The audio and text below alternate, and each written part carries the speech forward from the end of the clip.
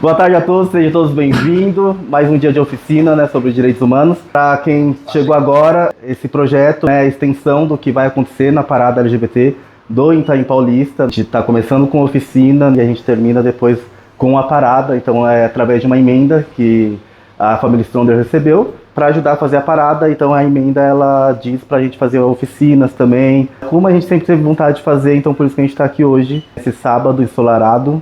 Carnaval, porque é carnaval ainda, dialogando, né? Mas eu vou tentar aqui resumir o que a gente estava conversando na última oficina. Não sei se alguém ficou com alguma dúvida da última oficina. Tá só um resumo, a gente falou sobre a criação, né, dos direitos humanos em 1948, quando foi se criado lá a ONU. Falando um pouco dos braços, né, que foram criados, um pouco sobre as economias do país, né, que era responsável. E hoje eu vou tentar trazer um pouco aqui sobre a criação, né, da comunidade LGBT dentro da ONU, dentro desses braços de direitos humanos que se criou. Quem sabe quando começou a falar sobre os LGBT dentro da ONU, dentro desses braços dos direitos humanos?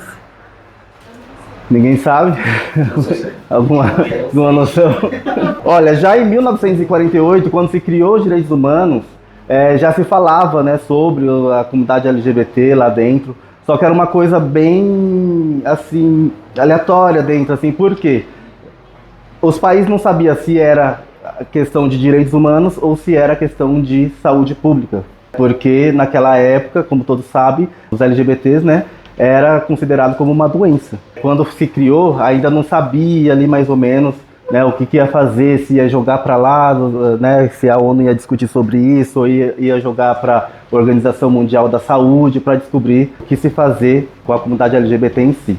Ficou assim por muitos anos, mesmo com a criação da ONU, né, criação dos direitos humanos dentro da ONU, ficou muitos anos assim respaldado, sem, né, a Deus dará, porque país nenhum tomava atitude, país nenhum ligava, até hoje como não liga muito, né, mas ainda a gente tem um pouquinho aí para dialogar. Então em 1980, quando se começou, né, a se falar lá na França sobre a comunidade LGBT, porque as mulheres trans começaram a sair para a rua, né, para se prostituir, para ganhar, porque elas não conseguiam de forma alguma conseguir dinheiro, porque não tinha, uma que não tinha a tecnologia que tem hoje, transição, ou algo do tipo, e outra que era muito um absurdo, né? Como uma pessoa, como existe hoje, imagina há muitos anos atrás, né? O absurdo que era uma mulher se transicionar, nasceu ali biologicamente homem, depois começou a transição em si, só que, né, como sempre teve, né, essa procura grande dos homens héteros, né, cis, procurando essas mulheres, né, para prazeres sexuais, e elas viram isso lá na França como uma maneira de ganhar dinheiro, né? Poxa, né? Como a gente é muito procurado, eles querem, então a gente deve sim ir pra rua. Elas começaram a sair ali pra rua e começar. Só que aí chegou uma época, depois da Segunda Guerra Mundial, começou, né, as pessoas a sair de seus países, porque era muita guerra, e essas mulheres começaram a sair junto, né? Já não vou ficar em guerra. E aí já começou a criar preocupação para outros países, né, referente, né? E agora, tá vindo aqui para o nosso país, o que a gente vai fazer, né? Como a gente vai tratar, vamos matar, vamos prender, vamos fazer o quê? Né? Era só coisa negativa, não tinha nada de bom. Né? A dúvida deles era o que ia fazer, se matava, se prendia, o que fazia. E essas mulheres, elas começavam a se infiltrar, né? Junto com as crianças, junto com as outras mulheres, cis. Foi quando começou a criar essa preocupação dos outros países. É muito próximo, tá? Muito próximo quando a ONU começou a discutir sobre o que ia fazer. Aí em 1972 foi quando a ONU de fato começou a discutir sobre a comunidade LGBT. Foi aí que começou a se expandir para outros países, a partir do momento que se juntou. A França foi um dos países principais, Brasil acatou também na época. Eu não vou saber falar todos os países agora, né, mas foram poucos, mas começaram, né, a entender que era problema sim da ONU falar sobre a comunidade LGBT. Mas também não porque eles queriam, porque a Organização Mundial da Saúde começou a discutir dentro da ONU também sobre saúde pública, sobre, né, várias questões dos outros países. Então ali só juntou, né, o útil com o agradável. Aí foi aí que a França foi um dos países pioneiros para falar sobre isso, queria tomar liberdade, né, para começar a falar sobre os direitos da comunidade LGBT. E foi aí que se começou a debater, a se falar mais sobre a comunidade em si. E até então era considerado uma doença, passou ainda por muito tempo considerado uma doença, porque isso pegou todos os lugares. Dá para falar sobre a história anos a anos, porque cada ano era uma novidade diferente, né? Então eu fiquei meio assim, o que trazer, o que eu poderia falar. Então, resumindo, é isso para a gente tentar entrar, né, no nosso tempo atual que a gente vive hoje, que eu acho que é importante também. Para você ver, né, hoje querem, né, fazer um movimento, tirando o movimento trans, mas desde que o mundo gay é gay, a gente só conseguiu sair pra rua, a gente só conseguiu tomar espaço por causa do movimento trans. Aí você imagina hoje a gente querer, né, e os homens afeminados. E imagina hoje a gente querer, né, tirar, né, essa sigla do nosso movimento. E o tão importante que foi, e até hoje é importante, até hoje, quando alguém assume um cargo grande, né, no governo, quem é que assume primeiro? Uma trans. Né? Se alguém entrou na universidade, quem entrou primeiro? Uma trans. Né? Não que um gay seja menos, não, mas a trans é revolucionária sim, né? Então acho que a gente deve sim fazer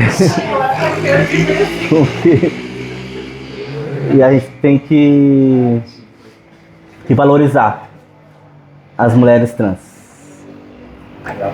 o movimento, certo? Nos dias de hoje, você acha que a ONU trabalha bem hoje? Vamos falar de Brasil, referente à comunidade LGBT ao todo? Ao meu ver particular, a ONU ela não está exercendo de fato o trabalho que ela deveria exercer, ou ela não tem mais o poder que ela tinha quando ela foi instituída. Hoje em dia, eu acho uma instituição bem fragilizada, na verdade. Ao meu ver, pelo que eu... Por que você acha fragilizada? Eu acho porque... Pelo que a gente debateu na última, né, questão econômica. Não é só questão, eu acho que ela é mais fragilizada em questões políticas. Politicamente ela é mais fragilizada. Ela faz as suas ações, ela tem entradas nos países, né, ela tenta fazer as ações, mas politicamente eu acho ela bem fragilizada. Senão a gente não estaria passando o que a gente está passando na geopolítica atualmente. Não só isso, também ela foi bem enfraquecida. Os Estados Unidos estão querendo praticamente acabar, né? Ela, né? Então, porque tudo que eles querem fazer, a ONU coloca ali. Mas eu acho, referente à fraqueza da ONU, eu acho que no modo geral, né? Tanto a questão de guerra, por exemplo, né? Tipo, ontem Israel atacou um colégio de mulheres, alguma coisa assim. De meninas. 60 meninas. E a ONU, né, solta uma declaração, mas aquilo ali não gera, né, impacto nenhum, né, para vocês, o que é um absurdo, né? Mas eu acho que isso é proposital, né, dos Estados Unidos em si, né, porque é um grande país, então eles acham que fala é lei para eles. É lei para eles. E não tá mais essa, né? Mas os países tá mais ainda mantenham a ONU de pé, mas não tem aquela força que tinha antigamente. Ela está sendo bem enfraquecida com o tempo. Isso acaba não só do lado LGBT, mas também para outros braços que elas têm guerra e outras coisas. Então ela some, então ela perdeu essa estrutura. Sim. A meu ver, ela perdeu essa estrutura. Verdade. Eu concordo. E como a gente debateu na última aula, né? A gente falou um pouco de economia, de países, enfim, né? Então tudo agloba, né? Para o enfraquecimento da ONU, infelizmente, né? E só que o Brasil, ele, né, tem um ponto positivo aqui, porque aqui se tem muita ONGs, né? Então hoje é um dos países que mais tem ONGs LGBT, né? Então consegue sim trabalhar, mas se a gente tivesse um pouquinho mais de força lá em cima, a gente conseguiria trabalhar mais. A dificuldade ainda no Brasil é imensa, né? E falando um pouco assim de preconceito, só mudando um pouquinho, né? Eu entrei nessa questão de ONGs. O Brasil hoje é um país que mais tem ONGs, né, LGBT no país em todo, que trabalha, né, tanto que a maioria das paradas LGBTs, né, elas são, a maioria tem CNPJ, são ONGs, né, ou são associações que trabalham nessas questões, mas ainda é muito desvalorizado, né, no país. A gente poderia ser maior, né, hoje ainda a gente precisa lutar por um emprego digno, por um trabalho digno, né, por coisas bem básicas ainda que infelizmente a gente acaba não conseguindo por causa desse enfraquecimento, né? E também, entrando nessa pauta de direitos humanos, eu estava vendo uma pesquisa que depois eu posso mandar para vocês também, que o preconceito dentro da comunidade LGBT é grande também. Extremamente grande. É extremamente grande. Porque se a gente fosse um pouquinho menos preconceituoso, eu acho que a gente conseguiria alcançar mais os nossos direitos, o que a gente já tem por direito, né? Não só o que a gente tem que conquistar, mas o que a gente já tem. Mas infelizmente por causa do preconceito, não só da sociedade em geral, mas também da comunidade LGBT, a gente, né, acaba caindo um pouquinho ali nas questões de direitos. Tudo se começa através dos direitos humanos, né? A nossa luta hoje, que a gente carrega na nossa cidade, nos nossos bairros, começa por direitos humanos. E através desse preconceito que a gente não deve ter, e a gente tem que aprender a quebrar esses preconceitos, a gente tem que aprender a quebrar esse preconceito para que não aconteça, né? Porque as pessoas acham que parada, né? Vamos dar o exemplo que parada é só festa. Carnaval fora de época. Porque é só putaria. Mas a parada já começa aqui. Essa é a parada LGBT do Itaim Paulista, né? Quando a gente vem, a gente senta, a gente, né, cria oficinas para aprender, já começa a parada aqui. Então, quando vocês saírem para a rua, convidar as pessoas para a próxima parada LGBT, né, do Itaim Paulista, né, que é a próxima que vai acontecer agora em abril, e as pessoas falam, eu não gosto de parada porque é só putaria. Eu falei, mas e aí?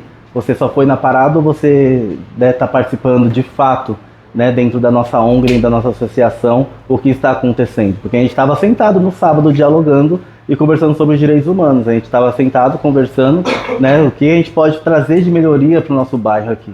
Se falar que aquilo lá é celebração, né, é um momento que a gente está saindo para a rua, curtindo de fato, celebrando a nossa vida, né, porque a gente viveu, né, mais um ano passado a gente estava aqui no Itaim, e agora a gente está voltando, graças a Deus, vivo. Muitos de nós saem na rua e a gente não sabe se a gente volta vivo ou não. Debater esses assuntos é extremamente importante. Então vocês têm que sair daqui com esse pensamento e levar e começar a expandir. Não, a gente discute sobre direitos humanos, o que tem melhoria, o que mais que a gente pode melhorar, né, no nosso bairro, na nossa cidade, no nosso estado, no nosso país. Quebrar esses paradigmas de preconceito que existe, né, dentro da comunidade LGBT. E fora também, né, mas dentro, que não deveria existir. Então acho que é um ponto focal para onde a gente tem que focar bastante. Hoje, graças a Deus, a gente tem uma família, né, que trabalha muito para acontecer as paradas e acontecer outras coisas. Então isso é o marco que está acontecendo, né, que a gente conseguiu uma emenda de um deputado para fazer uma roda de conversa e depois a gente fazer uma parada LGBT. Então isso já é um avanço muito grande. Já mostra que a gente não tá só ali, vamos lá só pra parada, só pra beber. Porque já era pra eles entenderem o que é uma parada LGBT, né? Mas infelizmente não entenderam até agora. Então acho que eles participando, entendendo o que a gente tá fazendo numa roda de conversa, acho que eles começam a entender mais um pouquinho, né, sobre direitos humanos e sobre o que a gente trabalha. E o que vocês acham aqui no Itaim? Ou pode ser de outra cidade, mas tem bastante gente de fora. Existem direitos humanos dentro da cidade de vocês? Eu acredito que a gente na minha cidade falta um pouquinho da questão questão que é a inclusão mesmo.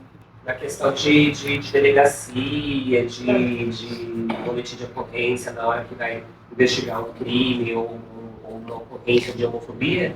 Eu acho que o direitos humanos falta bastante no treinamento ali do poder público. Eu penso dessa forma. Mogi. Eu acho que na minha cidade... Arujá? Eu acho que eles fazem um plano de englobar tudo no mesmo quesito e esquecer, tipo assim, a gente vai falar de um direito aqui da mulher, eles vão englobar os LGBTs junto nessa pasta e não cuidar necessariamente da gente, só que eles não entendem que são demandas diferentes, né? Hoje, assim, a gente, claro, tem pessoa que é negra, LGBT e trans, por exemplo, ela tá dentro de vários aspectos, mas é necessário tem uma pauta que cuida do movimento negro, do LGBT e da pessoa ser mulher. Eu acho que é isso. E Arujá, eles fazem muito isso, de falar assim, tem sim, como que não tem? Olha aqui, mas na verdade não tem. É pouco, é raro. Eu acho que é isso que acontece, né, Bruno? Aqui é a mesma coisa. É a mesma coisa. Basicamente é nós por nós mesmos. Eles falam que tem, mas se a gente olhar, é nós que estamos na roda defendendo os nossos. Somos nós que temos a linha de frente defendendo os nossos, porque senão, se depender deles, vai ser mais ou menos a gente que a gente vai virar. Sim, se nós vai fazer um movimento ali, ó, na subprefeitura, falar com eles não fazem nada. Tipo, a gente tem que ir atrás deles sempre tipo, para falar alguma coisa. E quando a gente vai colocar uma coisa na rua, uma parada, eles já colocam pra estourar, tipo, clica, quer espalhar, quer expandir, tipo, como se a gente trouxe uma luz ali pra eles, tipo. A prefeitura. A prefeitura. Mas precisa. Tá no lucro ainda, né? Porque a gente. A gente tem ilusão ali mesmo, senão a gente fica esquecido um pouco. Itaquá. Também, não vai mesma linha, né? E Eu você? acho que Itaquá ainda, quando teve o mutirão de identificação, eu me surpreendi. Eu falei, nossa, Itaquá? Eu fiquei em choque. Teve. Muita gente veio pra minha empresa lá no né? Hoje não tem um. Caramba. Era cheio de mulher trans lá trabalhando. Só que não tem um contrato. Só foi assim, nossa, você só foi amiga, sabe? Mostrou o que tava fazendo, depois jogou o pano por cima. Né? Guaianazes. Guaianazes também. Não vai ficar muito longe não, viu? Os lugares que eu conheço lá em Guaianazes também, poucas meninas são vistas e as que são vistas estão sempre lá na margem, estão no lugar de prostituição, né? E a sociedade acaba julgando elas, colocando elas nessa situação. Então fica muito longe também da realidade de algumas cidades que estão também não. Era um chato na porta para pagamento das meninas aí na rua, prostituindo, porque não tem oportunidade. Eu não vou falar muito por Janete porque eu não conheço. Mas eu estava num evento com o Patrick aqui no centro de São Paulo e estava tendo uma ONG sobre mulheres e raça. E nisso eles incluíram sobre mulheres trans, né? Mas ali eu vi que quando eles mostraram um painel, ali eles só estavam focando só em mulheres ali. Tipo, eles não estavam focando nas trans. Mas eles falavam em público, no microfone, que as trans também estavam envolvidas. Mas quando mostrou o gráfico ali, eles só estavam investindo nas mulheres, né? Nas mulheres cis. E as mulheres trans, só por falar mesmo. E é isso, mas por Janete eu não... Eu já falando, tá claro. Quer complementar? Você está com ela também com o Joel. Elvis. Cara, eu acho assim que, pelo menos na Zona Sul, o parâmetro é bem complicado, né? Porque já é complicado você crescer e ficar adulto, né? Já começa por aí. Isso não é nem só as mulheres trans, né? O LGBT para crescer e ficar adulto já é bem complicado na Zona Sul. Tem que dar graças a Deus conseguir chegar à vida adulta. E aí, quando chega na vida adulta, você vê né, que nem você acabou de falar das ONGs LGBTs e tal, que o Brasil é o país que mais tem, isso é verdade, né? Mas aí todo mundo quer falar hoje em dia de trans. Não, a trans é isso, a trans ela sofre, a trans está na marginalidade, a trans está na prostituição, a trans está morrendo cedo, nós temos que ajudar as trans, lili. Aí quando tu vai ver um projeto para as pessoas trans, quem que tá lá na ponta assumindo lá? O projeto é uma pessoa cisgênera. Aí quando tu vai numa entrevista de emprego, bota aquele monte de trans assim, ó.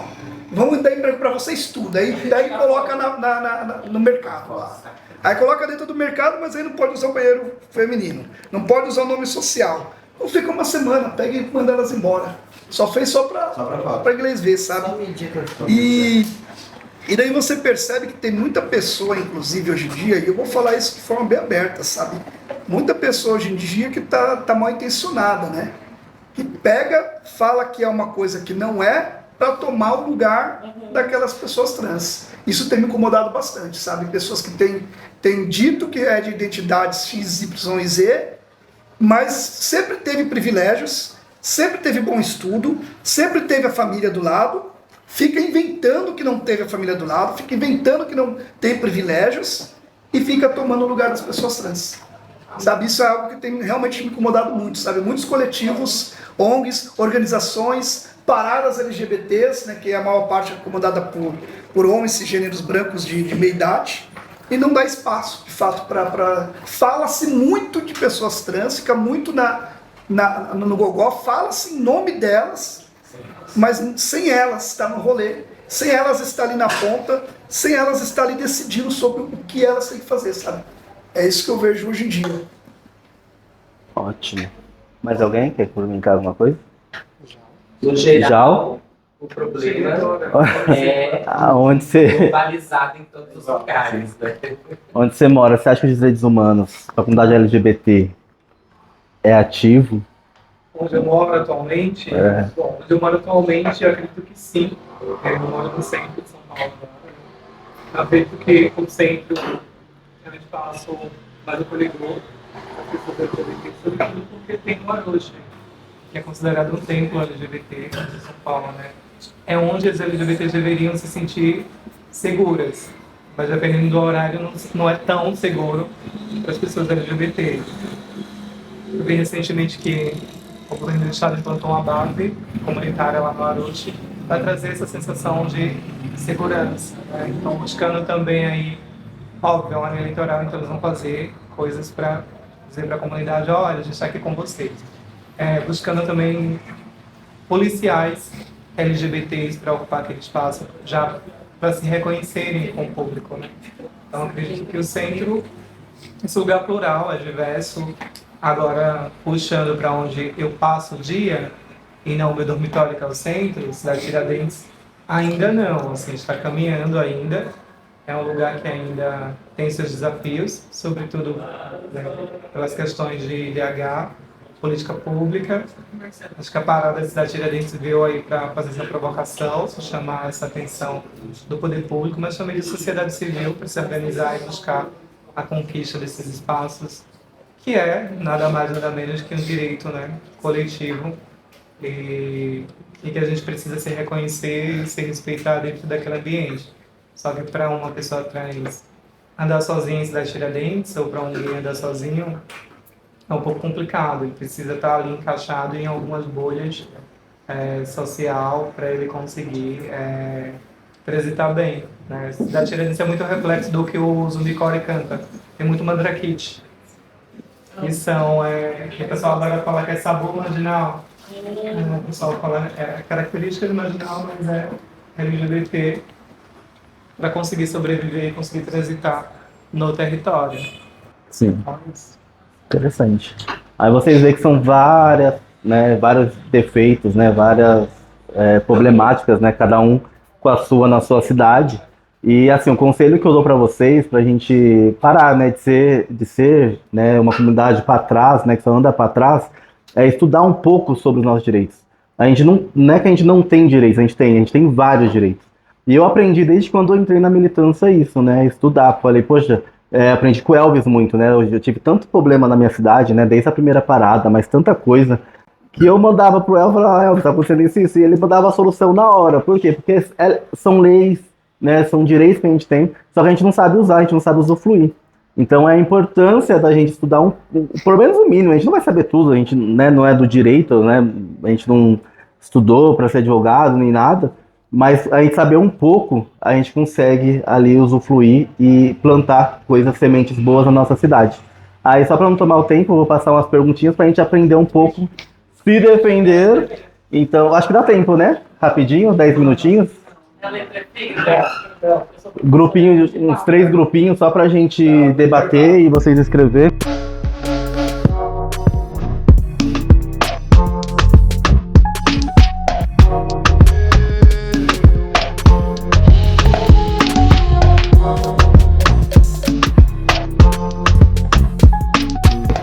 Violência e segurança. Um casal de homens sofre agressão verbal e é expulso de um restaurante por estarem de mão dadas.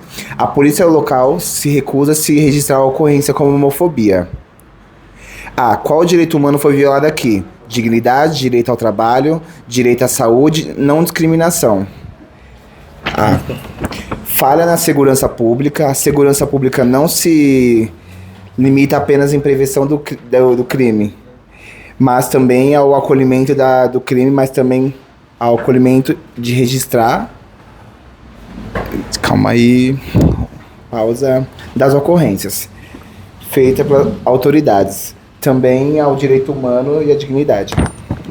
A minha pergunta é: identidade de gênero. Uma mulher trans é impedida de usar o banheiro feminino no local de trabalho e é ameaçada de demissão se caso não se adeque. Qual direito humano foi violado aqui? Dignidade, direito do trabalho, direito à saúde e não discriminação. A gente colocou todos, porque além de estar ferindo a dignidade da mulher trans de usar o banheiro, direito do trabalho, porque, querendo ou não, ela é uma mulher trans, ela tem direito ao trabalho e ao trabalho digno, isso fere tanto o trabalho quanto a dignidade da mulher trans. Direito à saúde, porque com a não utilização do banheiro, pode acabar ocorrendo problemas de saúde, por segurar o xixi na bexiga e etc. E não discriminação, porque todo mundo merece trabalho digno e não ser discriminado no seu local de trabalho. B. Se você fosse da ONU, que recomendação você daria para resolver este caso? Treinamento de funcionários, mudança na lei local, punição administrativa. B. Punição administrativa com advertência e curso de reeducação, identidade de gênero e direitos humanos. Para além da conscientização, aprender com o erro. Bom, saúde institucional. Uma pessoa não binária tem o seu nome social desrespeitado repetidamente num posto de saúde, o que faz existir de um tratamento importante. Qual direito humano foi violado aqui? Exemplo, dignidade, direito ao trabalho, direito à saúde ou não discriminação. Eu e a minha equipe colocou que foi o direito à dignidade humana, o direito à não discriminação e o direito à saúde. Né? A justificativa vai ficar para o final das outras, porque a gente englobou tudo em uma só, tá? Mas aqui as respostas. B, se vocês fossem da ONU, que recomendação dariam para resolver este caso? A gente colocou aqui treinamento obrigatório de profissionais de saúde, protocolos institucionais claros e obrigatórios, mecanismo de denúncias e responsabilização, e monitoramento e fiscalização. Né? E agora vem a justificativa das duas, que a gente englobou tudo em uma só. O respeito ao nome social não é uma concessão, mas uma obrigação do Estado fundamentada nos princípios da dignidade humana, da igualdade e do direito à saúde. Quando uma pessoa não binária é sistematicamente desrespeitada, ocorre uma forma de violência institucional que gera exclusão e compromete o acesso a serviços essenciais. A adoção de medidas educativas, normativas e punitivas são necessárias para prevenir violações, reparar danos e garantir que os serviços públicos sejam verdadeiramente universais e inclusivos. O que eu tinha dito ali na nossa discussão foi, né, que quando a gente pensamos nas pessoas, quando elas cometem um ato discriminatório, né, a gente logo pensamos numa punição. E aí as pessoas elas já pensam na parte de punitivista da forma mais cruel possível, né? Manda embora, perde emprego, lá. E aí manda essa pessoa embora, ela sai daquele emprego, vai entrar num outro emprego, mais pistola ainda, vai cometer o mesmo erro de uma forma pior ainda, né? Aquela discriminação. Então, qual que foi a nossa ideia? Em vez de você mandar a pessoa embora, você dá uma advertência para ela e aí faz ela fazer um curso de reeducação. E aí, nesse curso, você coloca ali contato com a realidade das pessoas trans, que no caso foi uma pessoa trans que foi violada ali, naquela empresa, faz um curso, mostra a realidade das pessoas trans, como elas chegam até aquela empresa, as dificuldades que elas passam na vida, e aí você vai estar reeducando e colocando elas, sabe, de frente com uma realidade que elas nunca viram e viveram. Eu tenho certeza que depois da reeducação, elas mudam o pensamento. E em vez dela cometer esse crime mais lá para frente de novo, ela vai pensar duas vezes e ela vai falar, não, isso daí realmente não é bacana, não é legal, e aí ela vai começar a repensar, sabe? Então, eu realmente acredito que as pessoas podem mudar com a educação, melhorar com a educação. Em vez de só punir, vamos reeducar, eu acho que dá mais resultado. É isso. Bom, gente, é isso. Resumidamente. E deixa uma frase pra vocês. Não é minha, tá? Vocês vão ler, tá lá no grupo da Stronger. Quem não tá, vai perder, infelizmente. Mentira. Mas quem não tá, só falar que eu mando depois. Né? Então é isso. Como eu disse no final, é a gente saber um pouco de direitos humanos, um pouco dos nossos direitos, como a gente fazer, como a gente tratar, como a gente lidar com todos esses problemas que ainda eles são reais, né, no nosso dia a dia. E quando a gente se sabe, né, a gente consegue avançar cada vez mais e a homofobia vai ficar cada dia mais longe demais. Não é errado, tá? Pesquisar no LGBT, eu vi que 2 grupos pesquisaram no chat, não é errado. A única coisa errada é você não estudar e não se interessar em saber qual é os nossos direitos. A única coisa errada é isso, tá bom? Muito obrigado, mas agora vamos partir para a próxima.